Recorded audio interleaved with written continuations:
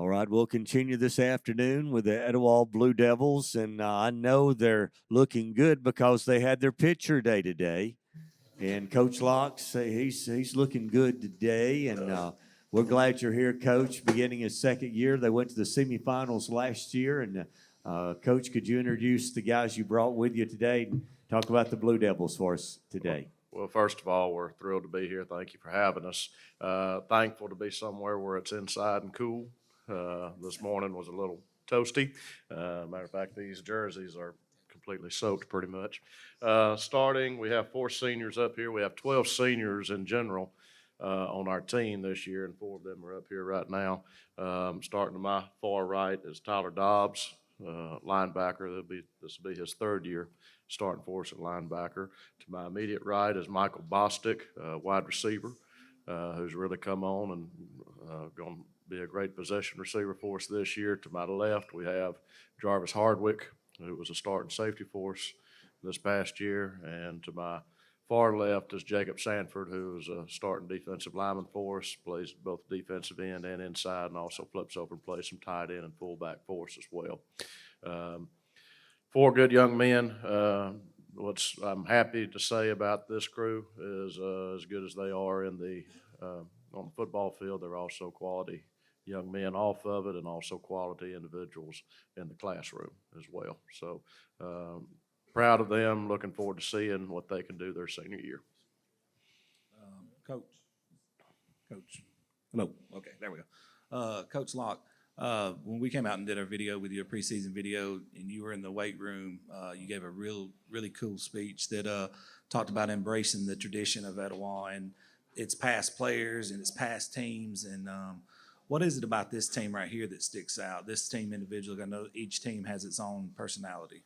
Well, a lot of these guys, particularly these seniors, they grew up in Etowah. They grew up coming through the Etowah Youth League, Etowah Middle School, and of course Etowah High School, and they've been a part of a lot since they've been here. The thing, and we get a lot of people talk about what we lost off of last year's team. We did lose some really dynamic players off of last year's team, but we also have a lot of guys who have played a lot of football, and a lot of football at a high level at the high school ranks. You got to think of it. These guys, they're going into their senior season. They've been a part of 3 straight region championships.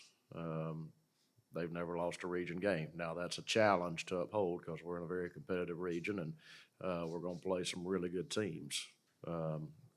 But that's a lot that this bunch has been a part of. So they grew up going to Etowah, watching the Blue Devils play for a long time.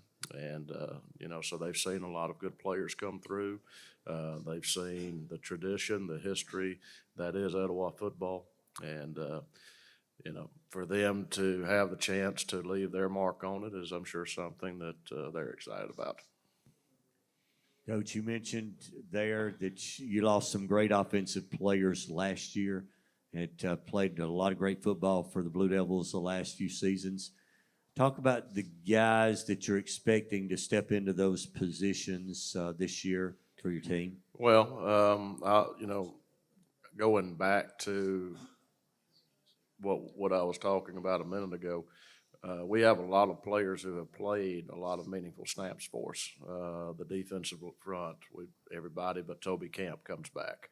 The linebacking core, everybody but Trevor Gladden is back. And, Tyler, as I mentioned, this will be his 3rd year starting for us, and he's going to have to take on a lot of those roles as far as making sure the front is set, making sure that we have the right call relative to the formation that the team gives. Jarvis, who started for us last year, is going to have a lot of responsibility in making sure the secondary is aligned appropriately.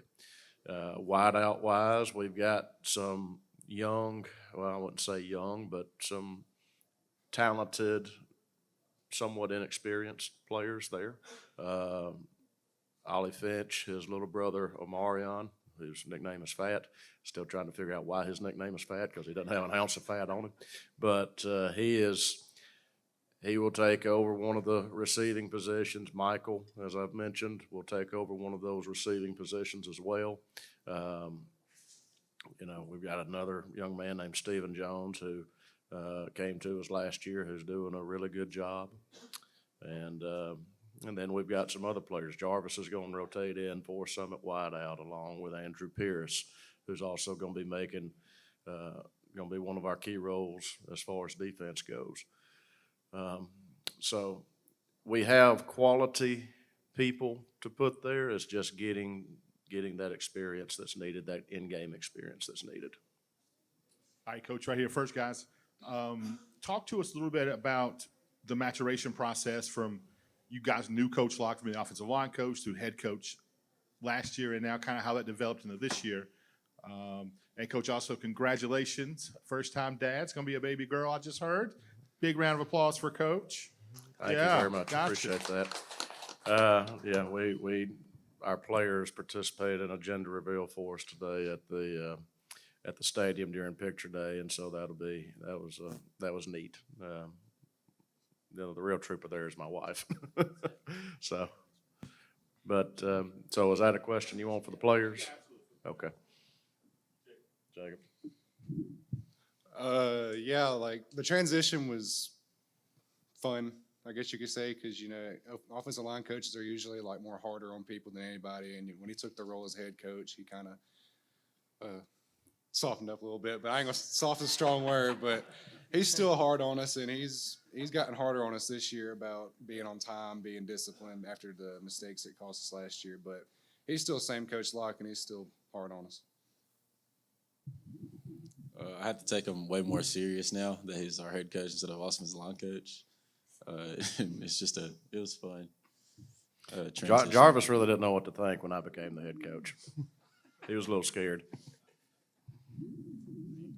I mean, it wasn't that bad. I mean, Coach Locke is Coach Locke. I mean, he has the final say-so regardless, but we take Coach Locke for Coach Locke and listen to what he says regardless of what he says. Yeah, it was smooth, and it felt great knowing that we was gonna have a head coach that was not gonna leave and was gonna stick around and make sure he put everything into us and we put it back out on the field come on Friday night. So it was a great idea that he came and got the head coach job. I'm really appreciative of it. All right. This question's for Tyler and Jacob. The defense last year, obviously, I said it before the preseason show, and people kind of laughed at me. I said the defense may be the backbone of this team, and it was a staple throughout the whole season. I expect no difference from this year. You guys return a lot of guys, a lot of gritty players, a lot of players that literally will turn your lights out if you ain't got your head on the swivel. Talk about you two guys' role in this defense and what that defense is going to look like this year. Nothing really much changed other than we lost a few people, but we have already got them filled out and filled in. It's just, I had to change my position a little bit. I have to take more control of that front seven than I had to do last year with Trevor being there as senior and playing middle. A lot of things are changing, but I think we're going to be the same as we were last year, not maybe even better. So you're going to have to see come Friday night how we really go. Yeah, a lot like what he said. We're still going to be some hard-nosed, punch-in-the-mouth type defense. We're just missing an all-state defensive lineman and an all-state linebacker really in the secondary. But we're still going to be some dogs up front and everything. So, yeah, we're going to be the same. You got a defensive lineman and a linebacker here to fill in those all-state roles. Well, and also I'm going to add a little bit to that. Obviously Tyler returns, but also Caleb Freeman played a huge role for us last year at the linebacker position with Tyler and, of course, Trevor Gladden. And Caleb is going to be a key part this year as well. Also on the defensive line with Jacob, we also returned Jalen Billingsley and Bennett Nance, who are going to play significant roles on both offense and defense. And also we've got some players that can step in there as well and give us some meaningful snaps so that they're not having to play every single rep of offense and defense. So hopefully our defense continues to do what they're supposed to do, what they're expected to do. Defense at Etowah is kind of an expectation. When you think of the great history of Etowah football, obviously you think of running backs, but the defense has always been pretty good too, even going back to before these guys were born. When I was watching Etowah back in the 90s, the defense was always still a huge part of the success that Etowah High School's had over the years in football. Coach, you touched on it before, how competitive the region is. go into a little more detail about kind of what you've seen and what you heard about what's coming up for that? Well, I think the region is extremely well balanced. Obviously, I'm gonna just go through our region schedule in order and start off after we play Gadsden City. We have a week off, and then we play Aniana at Aniana. And of course, when you talk about history and tradition, Aniana has all that. They've got the state championships, they've got the region championships, and they're a well-coached program. Coach Phillips does a tremendous job, and their kids are going to be well coached. They're going to align and do a lot of different things offensively, and we have to be ready to adjust to it. Fultondale, a gentleman that we're pretty familiar with, is the head coach over there now, Coach Kendrick Cook, who was with us on staff the last couple of years and from Etowah. Went to school at Etowah. He got the head coaching job at Fultondale, and thrilled to death for him and his career, and hope he wins every game but one. But we know they're going to be really well coached, and they're going to be prepared to come and play us. That'll be our first home game, and for Coach Cook, it'll be a little bit of a homecoming for him. So we know we're going to get Fultondale's best shot. Fultondale's an extremely athletic team, very athletic, kids who can run, long kids who can run. So that'll be a challenge. Asheville, I think, might be one of the best coach teams in our region. They do a tremendous job. Coach Monroe, have all the respect in the world for him and his staff and what they're able to get out of those kids. As close as we are with Asheville, just geographically, that's going to be a tough game. I believe, from my understanding, we're going to make that the Farmer Bowl. I think Coach Monroe mentioned we're going to honor Coach Farmer, Raymond Farmer, who, of course, was the head coach at Etowah during the 1990s and coached at Asheville for a good while. So that'll be neat, and I think that'll draw a lot of emotions out of both sides. Moving on, I believe the next region opponent is Good Hope. Good Hope, very well-coached football team, hard-nosed football team. I'm glad they come to us this year, and we don't have to make that trip to Good Hope this year. But they're a very well-coached football team. Coach Scott does a great job. Hansville, to be honest with you, I really don't know that much about it. I know they have a new head coach, and I know they'll be much improved from what they were a year ago. And I'm sure here when you're at Etowah, everybody gets your best shot. You get everybody's best shot, just because everybody wants to take that opportunity to try to knock us off. So it's a challenge every week to try to get up and be ready for that. And we can't afford to take a week off. And of course, the one region opponent that we didn't play against last year was Dora. And so I don't know that much about Dora, to be honest with you, except I know historically they're always pretty good, and I believe they've got some really good-looking players. At least they did last year on film. So the region will be very competitive, and it'll be a challenge every week. One final question I want this to be to the players this afternoon. Of course, everybody knows the tradition of Etowah, the championships, and you're all seniors, I think Coach said. So in your senior season, how does it make you feel that Coach selected you to be here this afternoon to represent your team and your high school?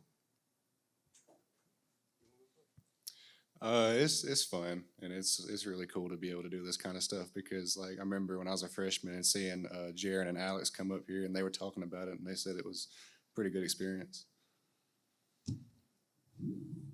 It means a lot for him to think of me as a leader and one of the players that's supposed to set a role for the younger guys.